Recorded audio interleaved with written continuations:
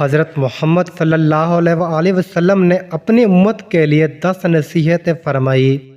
پہلی نصیحت، خدا کی کم روزی پر بھی راضی رہو تاکہ وہ بھی تمہارے کم عمل سے راضی رہے۔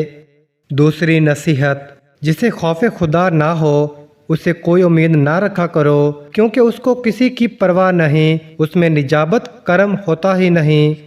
کثرت سے خیرات کیا کرو، کیونکہ خداوند عالم قیامت میں خرمے کے آدھے ٹکڑے کو بھی کوہ احد کے برابر بزرگ کر دے گا۔ چوتھی نصیحت، حق الناس کی رعایت کرو، کیونکہ اس کے بغیر کوئی بھی عمل حتیٰ کہ نماز بھی قبول نہیں ہوتی۔ پانچویں نصیحت، ایسی بخشش سے پرہیز کرو کہ جس میں دوسروں کو ہونے والے فائدہ سے زیادہ تمہارا نقصان ہو۔ چھٹی نصیحت، صلح رحم کی ادائیگی میں ثابت قدم رہو، اس کی بہترین نوع رشتہ داروں کو آزار رسانی سے پرہیز کرنا ہے۔ ساتویں نصیحت، سورہ حمد کو مسلسل پڑھا کرو، کیونکہ امور دنیا و آخرت کی تمام خیر و صلاح اس میں جمع کر دی گئی ہے۔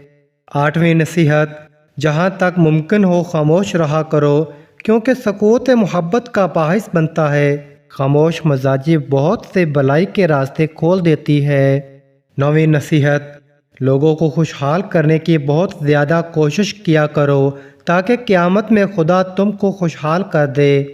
10ویں نصیحت، اپنے کردار پر بہت توجہ رکھا کرو تاکہ مرد تہمت و اہتمام قرار نہ پاؤ۔ اگر ایسا کرو گے تو ملامت سے بچے رہو گے۔